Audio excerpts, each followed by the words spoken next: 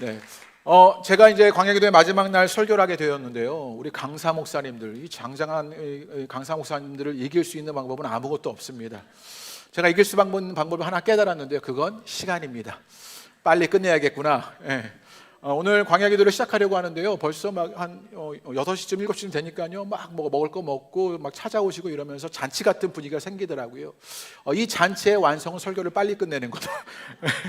뭐 누가 아멘 하실 줄 알았는데 아멘 없어서 다행이에요. 네. 그래서 설교를 빨리 끝내기로 그렇게 다짐하고 열심히 원고에게 막 삭제해 가면서 제가 수정하고 오늘 말씀을 나누게 됩니다. 우리 광야기도의 마지막 날 창세기 11장을 통해서 바벨탑의 이야기를 가지고 함께 말씀을 나누려고 합니다. 고난 중에 하나님이 더 잘 보이는 일이 있어요. 왜 그러냐? 햇살이 환히 비추는 대잘에 빛이 나를 비추고 있는지는요 잘 알지 못하지요. 그런데 먹구름이 가득한 날에는요 구름 사이에 작은 틈으로 빛이 비치면 그제서야 해가 있다는 사실을 알게 되는 거지요. 어떤 성도님이 계시는데 어릴 적에 홍역을 앓아 죽을 뻔했답니다. 가망이 없다고 생각한 부모님이요 그를 홀로 놔두고 방 안에 혼자 내버려 두었답니다. 홀로 남아서 방 안에서 고통에 몸부림치는데 창호지 문에 붙여 있는 작은 유리구멍으로 햇살이 방 안으로 막 들어오더래요. 어린 나이에도 그 햇살이 비치는 곳에 머리를 두고 한없이 울었다고 합니다. 그 경험으로 인해서 하나님은 나에게 햇살을 비춰주시는 분이다 이렇게 비유한답니다. 알든 모르든 하나님의 사랑은 햇살처럼 늘 우리들을 비추고 있다고 그 성도님은 그렇게 믿고 있답니다. 다만 평온할 때는 우리가 그 사실을 잘 알지 못하는 것 뿐이지요. 하나님을 만났다는 많은 사람들이요 고난과 환난 중에서 만났다 이런 이야기를 참 많이 하지요. 그러면 왜 고난 중에서 하나님이 더 잘 보일까요? 앞에서 설명드린 그 성도의 말처럼 만사형통할 때는요 맑은 날과 같습니다. 햇살이 막힘없이 쏟아지는 것이지요. 그런 날에는요 잠시 그 화창함에 감탄할 수는 있어요. 그런데 그 햇살의 존재를 잊어버리기 쉽습니다. 평온하고 형통하면 감사하지만 무뎌지는 일들이 있게 되는 거지요. 하나님의 은혜가 있다는 사실을 잊어버리게 됩니다. 그런데 고난 한가운데서 하나님의 임재의 그 한 줄기 빛을 보게 되면 그분이 살아계신다는 사실을 절감하게 되지요. 어두운 방 안에 혼자 있는데 그 빛이 너무 고마워서 그 빛 기둥에 머리를 대고 펑펑 우는 그 성도처럼 고난 중에 만나는 하나님의 은혜는요 우리를 감격시키게 됩니다. 그래서 시편은 이런 고백을 해요. 시편 119편 71편의 말씀인데 제가 읽어드리지요. 고난당한 것이 내게 유익이라 이로 말미암아 내가 주의 율례들을 배우게 되었나이다. 시편의 시인은요 그 고난 내게 유익이다. 그래서 내가 주님의 말씀 배워간다 라고 말하고 있는 것이에요. 우리가 광야 기도회를 하고 있는 이유도 여기에 있습니다. 왜 하필이면 광야예요? 이 축복 기도회라든가요 뭔가 신유 기도회라든가 그런 것이면 좋을 텐데 왜 광야 기도회일까요? 우리의 무뎌진 영적 감각을 일으키려고 하는 것이지요. 그리고 그 하나님이 우리의 햇살이라는 사실을 인식하기 위해서입니다. 그러면 우리 중에요 삐딱한 분도 계셔요. 이게 삐딱해지는 거죠. 하필 왜 고난과 시련과 환난을 통해서 우리가 그것을 알아야 하냐고요. 기왕이면 푸른 초장 쉴만한 물가에서 파라솔 딱 펴고요 빛이 의자에 앉아가지고 수영복 딱 입고 햇살을 쬐면서요 책을 읽는데 그때 하나님을 인식하면 얼마나 좋아요. 그런 생각 들지 않습니까? 정말 어떤 분들은요 시련과 위기가 닥친다고 해서 그 사람들이 무조건 정신 차리고 하나님 앞으로 돌아오느냐? 실은 그렇지 않아요. 어떤 분은요 고난 중에 더 심한 고난으로 들어가고 하나님을 떠나버리는 사람이요 무수히 많은 것을 보게 됩니다. 그런데 사람들은요 그렇게 위기 상황이 발생하면 평상시에 자기가 가지고 있었던 그리고 그 가치관이나 행동 패턴대로 압축해서 그것들을 하는 일들이 되게 많은 것이지요. 어제 했던 행동들이 오늘 위기 상황에서는요 좀 더 격렬하게 표현하게 되는 그런 일들 뿐입니다. 그런데 고난과 시련과 환난에서 하나님을 만나는 사람들은 그러면 무엇이냐? 그들은요 어떤 일이 있었냐? 평상시에 늘 감동과 감격의 말씀을 들은 건 아니에요. 지금처럼요 그런 것은 아니지만 그냥 그 말씀을 듣고 그 자리에 있어요. 바른 말씀의 선포 현장에 자신을 그저 노출시킵니다. 불타는 기도는 하지 못했지만 순간순간 그냥 마음을 담는 기도를 했고요 그런 솔직한 마음을 하나님께 터놓긴 했습니다. 또 인생에 여러 가지 일들이 있지만 그 인생의 한계를 만날 때마다 내 연약함을 만나고 그렇게 고백하고 그렇게 나누는 일들이 있었습니다. 그런 일들 속에서 인생이 확확 뒤바뀌는 사람은요, 간증에만 나오지 실은 별로 없습니다. 우리 같은 평범한 사람들은요, 그냥 그렇게 예배 드렸던 거예요. 그냥 그렇게 못 알아듣는데 설교 시간에 앉아 있었어요. 그렇게 말씀을 읽었어요. 기도하라 그러니까 그냥 주절주절 기도했어요. 그런데 어려운 일 만나면 한숨 쉬고 나를 돌아보기도 하고 세상을 살피기도 하고 그렇게 한계와 연약함을 알다가 그때 고난과 시련과 환난이 있었는데 그때 거기서 스치듯 찬양하는 말씀이 생각나는 거죠. 찬양이 떠오르는 것입니다. 그 기도의 경험이 다시 일으키게 되는 거예요. 그 위기의 순간에 하나님을 만나는 은혜가 있게 되는 것이에요. 그래서 우리가 아무리 나이롱 신자라도 믿음의 일들을 계속해야 하는 이유가 바로 거기에 있습니다. 여러분, 광야 기도회 속에서 우리가 광야를 갔던 이스라엘 백성들을 기억하게 되는데요, 출애굽하는 이스라엘 백성들이요, 출애굽을 딱 하면 바로 가나안으로 가면 될 거 아니에요. 그래서 하나님은요, 출애굽하는 이스라엘 백성을 애굽에서 바로 가나안으로 들이시면 될 것인데 40년간의 광야의 길을 걷게 하신 것이지요. 하나님은요, 이스라엘 백성들이 홍해를 건너서 그들이 거듭나서 거룩한 백성, 제사장 나라가 되게 만드시는 그 과정을 일으키는 것이지요. 그래서 단번에 그들을요, 가나안으로 옮기지 않고 광야를 걷게 하십니다. 그런데 그 중에 고난도 있어요. 환난도 있어요. 시련도 있어요. 때로는요, 먹을 물이 없고요, 먹을 게 없습니다. 그래서 사람들은 어떻게 해요? 원망하고 불평합니다.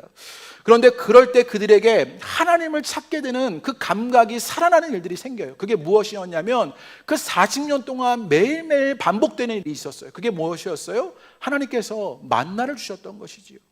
아니, 먹을 것을 한 번에 딱 주시면, 아니면 알약 하나를 딱 먹고요, 그건 먹고 40년 동안 배가 안 고프면 될 일인데, 하나님은요, 매일 아침 만나를 주셔요. 그러면 그 매일 아침에 만나를 늘 주어야 하는 것이죠.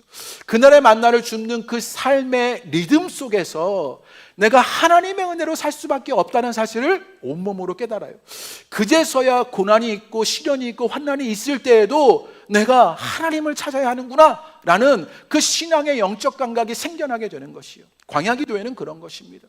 모든 것이 은혜롭지 않고 모든 것이 우리 가운데 충 감격이 되진 않을 수 있어요. 그러나 그 신앙의 리듬 속에 하나님을 찾았더니 내 고난의 현장에, 환난의 시대에, 어려울 때 그때 하나님을 찾아지는 감각이 내게 일어나게 되는 것이요.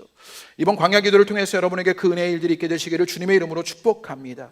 오늘 광야 기도회로 마음을 정하고 기도하는 여러분에게 이런 일들 일어나게 되기를 바랍니다. 광야를 건너가지만 광야에서 주신 하나님의 은혜의 리듬 속에서 주님의 햇살을 만나는 것이지요.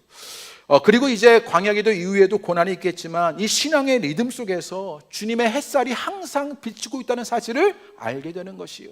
그 믿음의 삶이 오늘 기도하는 저와 여러분 가운데 있게 되시기를 주님의 이름으로 축복합니다. 그렇다면 광야의 햇살을 누리는 일들 어떻게 일어나게 되느냐, 오늘 바벨탑의 이야기를 통해서 그것을 좀 나누고자 합니다. 우리 1절 말씀 읽어볼까요? 1절이 되게 재밌거든요. 우리 1절 말씀 다시 한번 읽어보겠습니다. 시작. 온 땅의 언어가 하나요, 말이 하나였더라. 이거 청소년들이 진짜 좋아하는 구절이에요. 언어가 하나였는데 이게 웬 온 땅의 말이 하나였는데 영어 공부하기 싫은데 이 죽일 바벨탑의 것들 막 이러면서요, 언어가 하나였으면 너무 좋았을 것을, 그래서 말이 하나였으면 다 말통하고 이러면 좋았을 것인데요, 이렇게 생각하지요. 언어가 하나, 말이 하나였다라고 하면요, 여러분 무슨 말이었을 것 같으셔요? 언어가 하나고 말이 하나였어. 히브리어였을까요? 아니면 헬라였을까요? 아니면 뭐 영어였을까요? 어떤 말과 언어가 하나였다. 세계 공용어가 무엇이었냐? 그 지역에서 말이 하나, 그 언어가 하나였던 말은 무슨 말일까요? 1절이 마치 온 인류가 하나의 언어를 사용하는 것처럼 묘사되어 있지만 실은요, 이건요 10장과 이미 모순되는 이야기예요.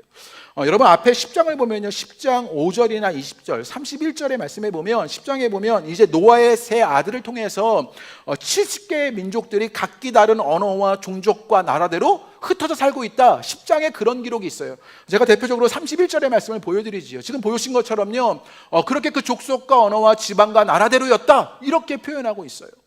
그렇게 나눠지는 일들이 이미 10장에 있는데 11절에 말과 언어가 하나였다, 이런 표현이요 서로 모순되는 성경의 진술이 있는 거죠.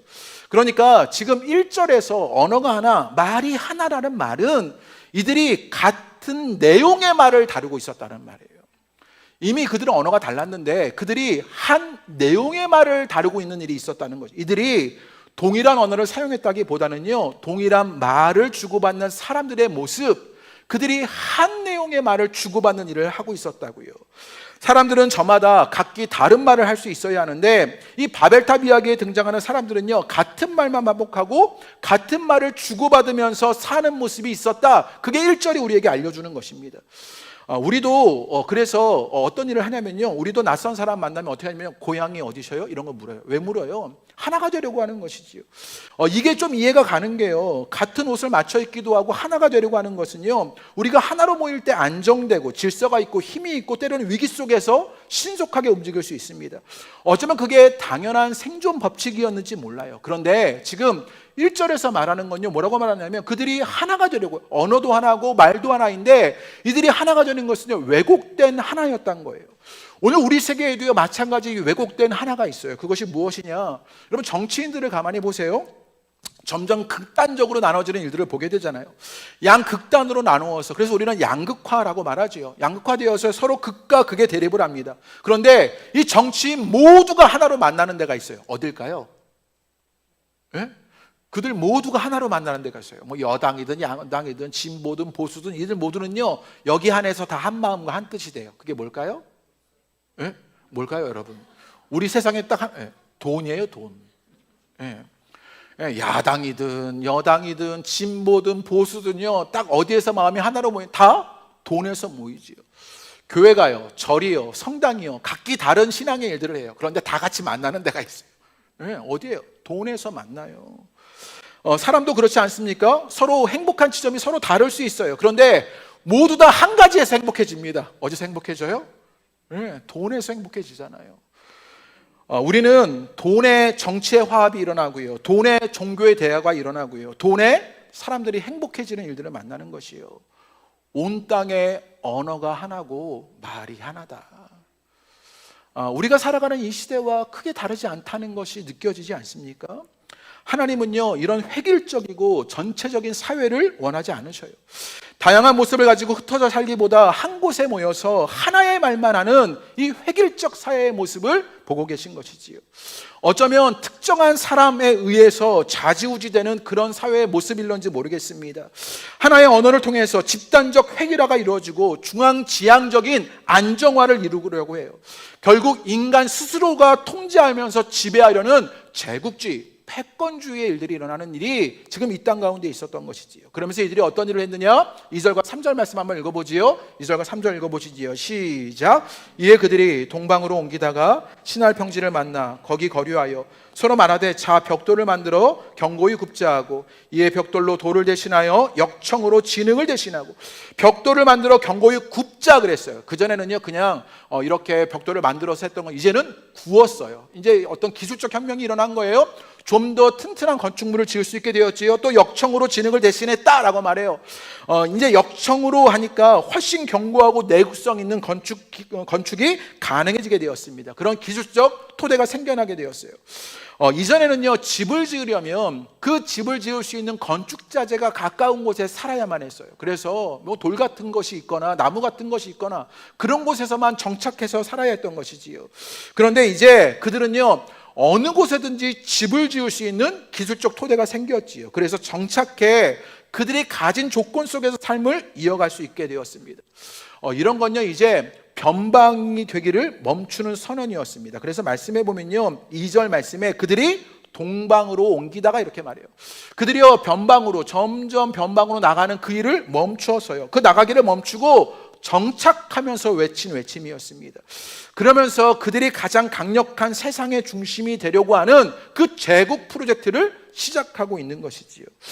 장신대 최진봉 교수님, 제가 이분의 글을 읽고요, 내가 논문 쓰기를 포기해야겠다, 그런 분이거든요. 글을 얼마나 잘 쓰셨는지. 이분이 설교학 교수님인데요, 그래서 이분의 글이 굉장히 대단했는데, 이분이 오늘 본문을 가지고 이런 이야기를 하시는 거예요. 제가 읽어드리지요. 눈으로 따라 한번 읽어보세요. 하나의 언어가 세상의 중심이 될 때 그것은 자칫 다른 언어가 없었다는, 아니 다른 언어를 허용하지 않는 힘으로 작용합니다.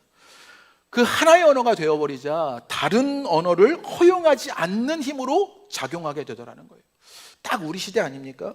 하나의 힘이 하늘에 닿을 만한 강한 힘이 될 때 그 하나는 어느새 세상의 유일한 기준으로 얼굴을 바꿉니다. 그 하나의 언어만 말하게 되자 세상의 유일한 귀신이다, 이렇게 말하는 일들이 있게 되는 것이에요.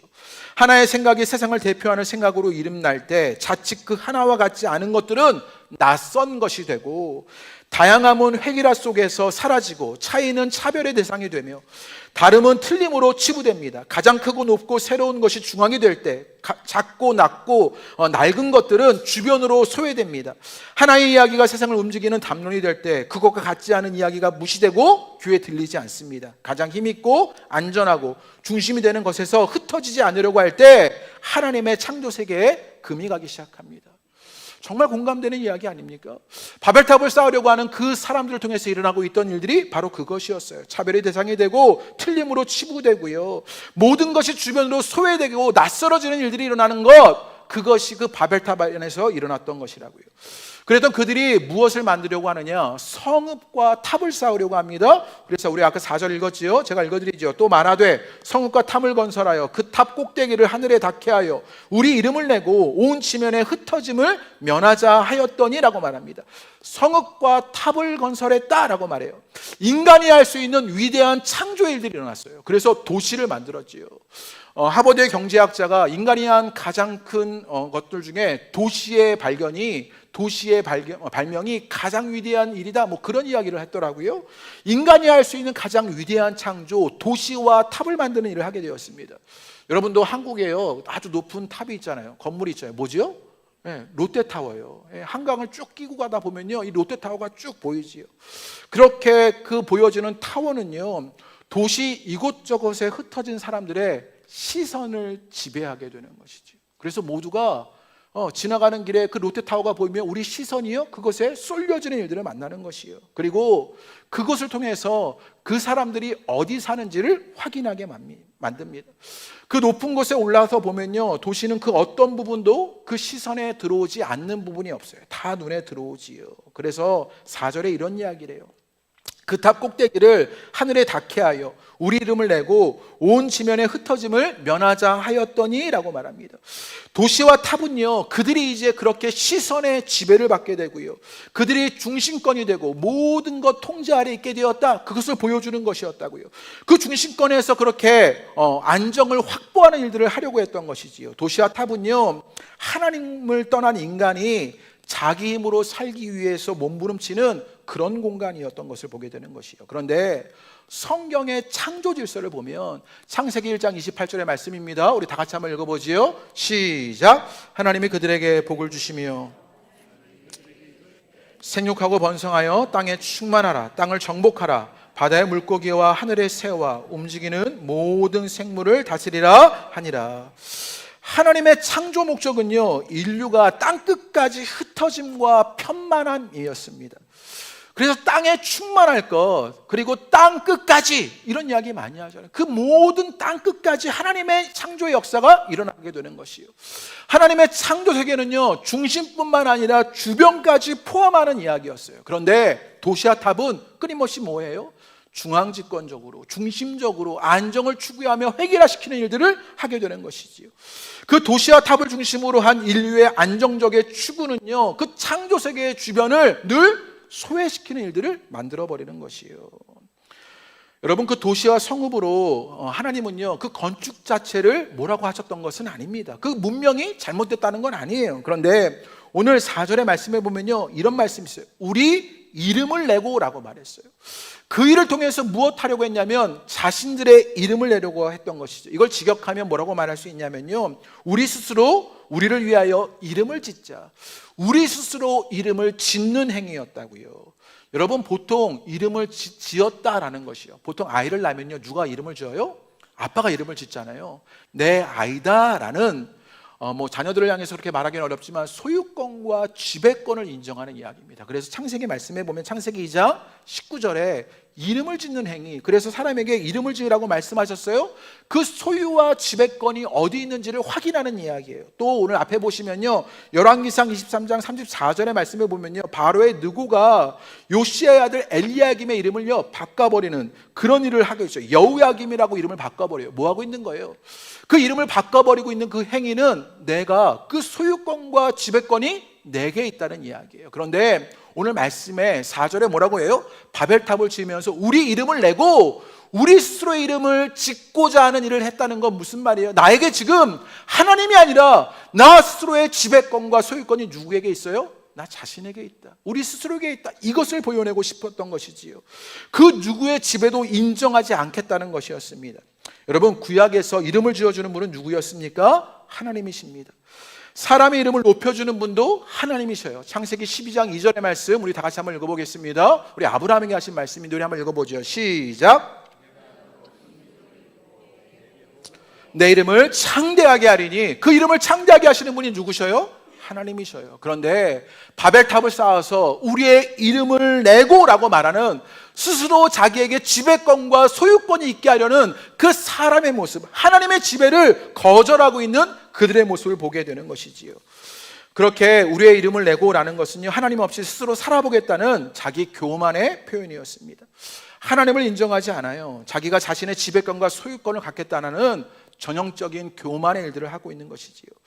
바벨의 이야기는 인간 스스로가 스스로 통제하고 지배하려는 모습, 성읍과 탑으로 세상의 중심이 되고자 하고 모든 시선을 지배하고요, 창조 질서를 거슬러 주변을 소외시키면서 스스로 지배권과 소유권을 가지고 하나님 없이 스스로 살아보겠다라는 그 교만의 표현이었다고요.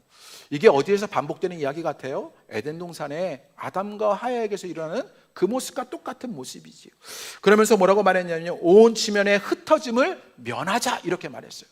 면하자. 그것으로 면할 수 있는 양 면하자. 우리가 흩어짐을 면하자라고 말하는 것이지요. 이미 에덴 동산의 이야기를 통해서 그 결과가, 그것을 떠나려고 했던 그 결과가 절망이라는 사실을 알고 있어요. 그런데 여전히 그 절망을 정직하게 받아들이지 못해요. 그래서 스스로를 희망하면서 인간이 만든 희망을 가지고 있는 이들의 모습을 면하자라고 말하면서 자신에게 희망을 찾고 있는 모습, 그들에게 있었던 것이요. 문제는요, 우리에게도 그런 모습이 있다는 사실입니다. 지금은요, 우리의 시선을요, 다 뭐가 지배하는 것 같으셔요? 여러분, 뭐가 다 지배하는 것 같아요? 우리의 시선을 지배하는 건요, 제가 보기엔 다 핸드폰이에요. 네. 다 스마트폰 보면서요, 우리의 시선이 다 지배당하고 있지요. 교회 안에도요, 지금 시선이 지배당하고 있잖아요. 네, 여러분 어디를 보고 계셔요? 네, 저를 보고 지금 시선이 지배당. 의자를 왜 이렇게 놨겠어요? 네, 네, 아무도 웃지도 않고 뭐 그래 네, 박대영 목사님이 부럽기 시작했고요. 그래서 네, 의자를 이렇게 놓은 건요, 우리의 시선이 분산되고자 했던 것이요. 우리가 좀 동그랗게 이렇게 예배드리면 좋지 않을까? 이런 마음이 늘 있었기 때문이에요. 시선이 지배되지 않는 그런 세상 만들어 보고 싶었던 것이. 그런데 우리의 삶은, 세상은요, 여전히 그 시선이 지배당하는 세상입니다. 인스타, 페이스북, 유튜브, 쇼츠, 그런 것들 보면서 자꾸만 하나님 없는 일들. 그런데 우리에게 있는 하나의 언어와 말, 그게 뭐예요? 돈이요. 돈이면 되어지는 그 하나의 말과 언어가 이 땅 가운데 있는 것이요. 그러면서 우리도 면하자라고 말하면서 우리 스스로를 희망하고 있는 것이지요. 정직하게 절망해야 할 그때 우리는요, 스스로 희망하면서 그것이 무엇이 됐냐, 그렇게 희망하고 있는 우리들의 모습을 보게 되는 것이요. 그런데 그때 하나님이 하시는 일이 있습니다. 우리 5절 말씀 읽어볼까요? 5절부터 정말 은혜로운데요, 우리 5절 말씀 읽어보지요. 시작. 여호와께서 그 성과 탑을 보려고 내려오셨더라 라고 말. 하나님이 어떻게 하셨어요? 내려오셨어요. 하나님은 내려오시는 하나님입니다. 하나님은요, 가만히 계시는 하나님이 아니라 내려오시는 하나님입니다.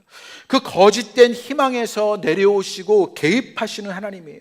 하나님은 지배의 자리에서 그 인간 세상에, 우리의 자리에 내려오셔서 참여하시는 하나님이신 것을 보게 되는 것이에요. 하나님은요, 위에서 하시는 지배가 아니라 아래에서 참여하시는 일로 통해서 그 하나님이 창조하신 세계를 이끌어 가시는 하나님이신 것을 보게 되는 것이에요. 매력적이지 않습니까? 이게 내려오시는 하나님입니다. 하나님의 통치는요, 하나님이 자기를 채우는 방식이 아니라 자기를 비우는 방식으로 하게 되는 것이에요. 7절에 읽어보면요, 이런 말씀이 있어요. 자, 우리가 내려가서, 이렇게 말해요. 하나님이 내려오셨어요. 그런데 그 일을 하시는 분은 누구예요? 7절에 자, 우리가 라고 말했다고요. 이전에는요 어떻게 했어요? 하나님이라고 말했던 게 이제는요 복수로 등장하는 것을 보게 됩니다. 이런 자기 비움은요 내가 아니라 우리라는 복수 속에서 우리가 소통하고 함께하는 것으로 그 일을 하고 계시는 하나님의 일들을 보게 되는 것이요. 아까 설명드렸던 소개해드렸던 그 최진봉 교수님이요 그래서 이런 말을 해요. 제가 읽어드릴게요. 우리로 대화하고 일하시는 하나님의 하나됨은 다름과 공존하는 관계를 말한다. 다양함 속에 일치의 관계, 다름과 같음, 많음과 하나, 중심과 주변 사이의 대립적 거리감은 대화와 경청, 소통과 참여로 무너진다. 그 거리감이 있는데 그것이 어떻게 무너지냐면 대화와 경청, 소통과 참여로 무너지는 일들이 있다고요. 그래서 하나님은요 하나님이 아니라 우리가 내려가서 이렇게 7절에 말하고 계시는 것을 보게 되는 것이요. 또 하나님이요 정말 멋지신데요. 우리가 11장 말씀을 읽었을 때 지금요 이 바벨탑의 사람들이요 그 바벨을 지을 때 보면요 3절에도 보면요 뭐라고 말하면 자 이렇게 말했어요. 또 4절에도 보면 자 이렇게 말했어요. 그런데 7절에 보면 하나님이 어떻게 반응하셔요? 자, 하나님이 자 너희도 자, 그러니까 나도 자 이렇게 해가지고 하나님이 자 내가 하는 거 보여주겠다 이러고 하나님이 자 이렇게 하십니다. 인간이 했던 그 방법으로 똑같이 보여주고 계시는 것입니다. 하나님은요 그 하나님의 심판, 그 하나님의 자기 비움과 낮아짐은 소통과 함께 하시는 그것으로 그 자기중심적인 제국주의를 심판하시는 하나님을 보게 되는 것이요. 그리고 그 심판은요 하나님의 새 창조의 신비를 열어내고 있는 것이요. 너무나 멋진 하나님 아닙니까? 그렇다면 우리 다시 한번 7절과 8절의 말씀 한번 읽어보겠습니다. 하나님이 인간의 방식과 같은 방식으로 그 일을 하시면서 하나님의 새 창조를 이루어가시는데 우리 7절과 8절 읽겠습니다. 시작. 그들이 서로 알아듣지 못하게 하자 하시고 여호와께서 거기서 그들을 온 지면에 흩으셨으므로 그들이 그 도시를 건설하기를 그쳤더라. 자 이렇게 하시고 어떻게 하시냐면 언어를 혼잡하게 하여 서로 알아듣지 못하게 하자 이렇게 말씀하십니다. 단순한 언어 공동체가 아니라 모든 사람이 똘똘 뭉쳐서 똑같은 말을 하고 시선이 지배된 그 사회에서 그들의 귀를 알아듣지 못하게 합니다. 왜곡된 하나된 이야기를요 더 이상 듣지 못하게 하시는 일을 하나님이 하게 하고 계시는 것이요. 이해하지 못해요. 알아듣지 못해요. 그러자 그 이야기가 말하는 것을 행할 수 없는 형편이 되어진 것이요. 이 하나님의 처벌은요 처벌뿐만 아니라 하나님이 우리에게 행하신 보호라는 것이요. 더 악화될 그 모습에서 인간을 보호하고 계시는 하나님의 심판인 것을 보게 되는 것이요. 그래서 그 언어의 혼잡을 통해서 온 지면에 흩으시는 일을 하시지요. 창조 이전의 혼돈의 자리로 그들을 이끌어 가시는 것이요. 이게 하나님의 일하십니다. 우리 창세기 1장 2절의 말씀 다 같이 한번 읽어볼까요? 읽겠습니다. 시작. 땅이 혼돈하고 공허하며 흑암이 깊음 위에 있고 하나님의 영은 수면 위에 운행하시니라. 땅이 혼돈하고 공허하며 흑암이 깊음 위에 있고 라고 말해요. 하나님은 창조하실 때 그 창조 이전의 그 모습을 통하여서 이제 창조하시려는 것이지요. 이제는요 언어를 혼잡하게 하시고 온 지면에 흩으시는 일을 하셔요. 뭐 하시려고요? 이제 하나님의 창조의 일들을 다시 시작하시려고요. 바벨탑의 인간에게 하나님은 혼돈으로 다시 그들을 정직하게 절망하게 합니다. 그거 되어지지 않아. 그 언어를 다 깨어버리는 것으로 이제 그들을 지면에 흩으시지요. 그리고 새로운 희망의 창조를 이루어 가시려고 하는 것이요. 제가 좋아하시는 목사님 가운데 김영복 목사님이 계셔요. 미국에서 목회하시는 목사님인데 이분이요 이런 얘기를 했어요. 예전에 선악과로 그 죄로 말미암아 인류가 죽음을 경험하게 되었잖아요. 그런데 죽음을요 이분이 뭐라고 말하냐면 죄성에 물든 인간이 한없이 악해지지 않게 하는 하나님의 처방전이다 이렇게 말해요. 죽음이요 끊임없이 악해지려고 하는 우리들을 하나님께서 치료하시려고 하는 처방전이었다. 심판이 아니라 우리를 향한 처방전이었다는 것이죠. 여러분 실은 죽음이요 안타깝고 슬퍼요. 개인적으로 볼 때 죽음은요 상실이고 재앙입니다. 그런데 인류 전체에 죽음이 없다고 한번 생각해 보세요. 이 땅 전체에 죽음이 없었다면 죄성에 물든 인간이 여러분 어떤 일들을 해왔을까요? 크게 보면 그래서 죽음도 선물입니다. 인류 전체를 보면 그 죽음이 있었으니 지금 이 땅에 그 악한 사람들이요 더 이상 살아내지 못하고요, 그 일들이 다 끊어져 버린 일들, 죽음으로 일어났던 거 아닙니까? 죽음만큼 모두에게 공평하고, 여러분 아무리 악한 사람도 모두 죽게 되는 일을 보면 그 하나님의 처방에 희망 있는 것들을 보게 되는 것이에요. 하나님은요, 때로 혼돈을 통해서 우리를 멈추십니다. 그게 하나님의 보호라고요. 그리고 우리를 새롭게 창조하시는 것을 보게 되는 것이요. 우리가 연합한 공동체가 되지 않았겠습니까? 그런데 연합한 공동체가 되어서 우리에게 혼돈스럽고 혼란스러운 일들이 있지요. 때로 하나님은요, 그런 일들도 우리를 멈추어 가신다고요. 무엇 때문에요? 우리를 새롭게 하시려고요. 그 혼돈은 때로 하나님의 처방전이 되는 것을 보게 되는 것이, 우리를 더 악해지지 않게 하시려고요, 우리를 멈추어 세우시는 하나님의 일들을 만나게 되는 것이. 그래서 창세기 11장 이후에 등장하는 이야기가 무엇이냐? 창세기 11장을 넘어서면요, 창세기 12장으로 넘어가요. 그리고 창세기 12장 1절부터 3절의 말씀 우리 다 같이 한번 읽어보죠. 누가 등장하느냐? 하나님은 새로운 이 창조의 역사를 이어가시려고 아브라함을 부르십니다. 우리 창세기 12장 1절부터 3절 말씀 다시 한번 읽어보겠습니다. 시작.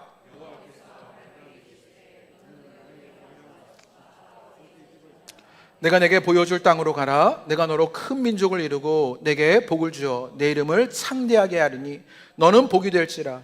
너를 축복하는 자에게는 내가 복을 내리고 너를 저주하는 자에게는 내가 저주하리니 땅의 모든 족속에 너로 말미암아 복을 얻을 것이라 하신지라 라고 말합니다.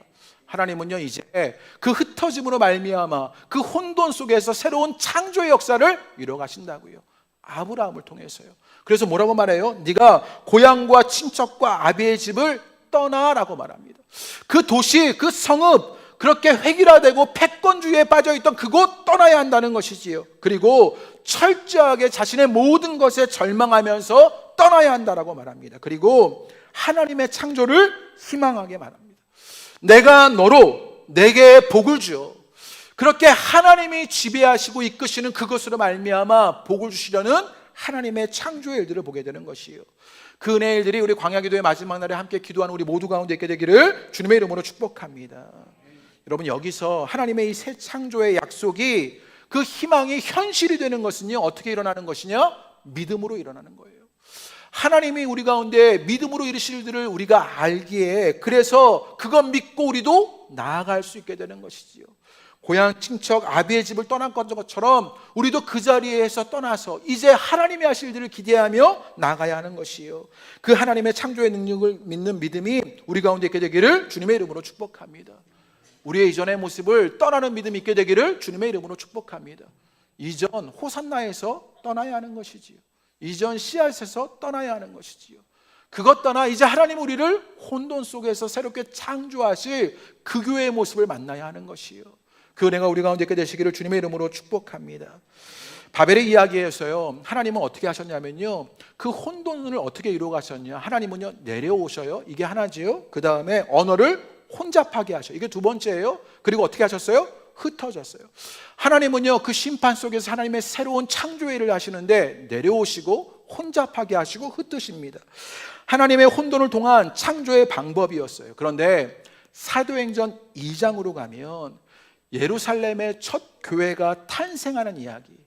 여러분, 사도행전 2장 우리가 지난 몇 달 동안 몇 달 전에 여러분 4주의 말씀을 통해서 사도행전 2장의 말씀을 나누었잖아요. 소름이 쫙 돋으셔야 되는데, 이번 광야기도에 소름 돋는 일이 되게 많거든요. 정말로요, 소름 돋는데 제가 이런 걸 계획하고 설교를 했겠어요? 그렇지 않아요. 네, 이렇게 치밀하게 계획하면 제가 여기 안 있죠. 저기 어디 갔을 거예요. 그런데 이 치밀하게 계획하지 않았는데 하나님이 이 말씀을 계획하셨나 봐요. 그래서 여러분, 어떤 일이나 바벨탑 속에서 하나님은 내려오셨어요. 언어를 혼잡하게 하셔요. 그리고 그들을 흩으셨어요. 그런데 우리가 잘 아는 사도행전 2장에 어떤 일이 일어났는지 우리 너무 잘 알잖아요. 제가 한번 읽어드리지요. 2장 1절부터 5절의 말씀입니다. 오순절 날의 이름에 그들이 다 같이 한 곳에 모였더니 호련히 하늘로부터 급하고 강한 바람 같은 소리가 있어 그들이 앉은 온 집에 가득하며 마치 불의 혀처럼 갈라지는 것들이 그들에게 보여 각 사람 위에 하나씩 임하였더니 그들이 다 성령의 충만함을 받고 성령의 말하게 하심을 따라 다른 언어로 말하기를 시작하니라. 그때 경건한 유대인들이 천하 각국으로부터 와서 예루살렘에 머물러 있더니 라고 말합니다. 성령으로 말미암아 이제 일어난 일들을 지금 사도행전의 말씀이 우리 가운데 보여주고 있는데, 예수님은 어떻게 하셨냐면 승천하셨어요. 하나님은요 내려오셨는데 그 예수님은 다시 어떻게 하셨어요? 승천하셨어요. 그리고 어떻게 하셨어요? 성령님이 강림하시면서 그러자 모든 언어가 들려지기 시작해요. 그리고 온 세상의 열방이 교회로 모여드는 일들이 사도행전을 통해서 일어나고 있는 것을 보여주게 되는 것이요. 놀라운 이야기가 아닙니까? 하나님의 창조의 역사가 이제는 아브라함으로부터 시작되었는데요, 그게 예수님으로 이루어져서 교회로 일어나는 그 하나님의 구원 사건, 새 창조의 이야기를 우리에게 알려주는 것이라고요. 창세기 11장의 이야기 쪽에서 이제 사도행전 2장으로 그것이 이루어지고 완성되는 그림을 보여주고 있는 것이요. 하나님은 때로 우리의 문제들 속에서 혼돈으로 우리를 멈춰 세우십니다. 그 하나님의 혼돈은요, 우리에게 새로운 창조가 되게 하시는 것이요. 그렇게 우리는 우리 스스로에게 절망하고 하나님의 창조에 희망하게 됩니다. 그러자 희망이 현실이 되는 일들을 만나게 되는데, 그게 그 일을 이루셨던 그 주님으로 인해서, 그 주님이 예수 그리스도를 통해서 이루시는 그 일을 통해서 믿음으로 일어나는 일들을 보게 되는 것이요. 우리 가운데 그 믿음의 역사가 일어나게 되기를 주님의 이름으로 축복합니다. 말씀을 마치려고 합니다. 이 정도면 선방이지요? 네. 네, 말씀을 마치려고 합니다. 네, 미국의 유명한 야구 선수 요기 베라가요 이런 말을 했습니다. 끝날 때까지 끝난 게 아니다. 네, 이게 뭐 약간 의미심장해졌는데요. 설교를 더 할 것 같은 이런 생각이 드는데요. 끝날 때까지 끝난 게 아닙니다. 때로 우리는요 끝난 것 같은 일을 만나요.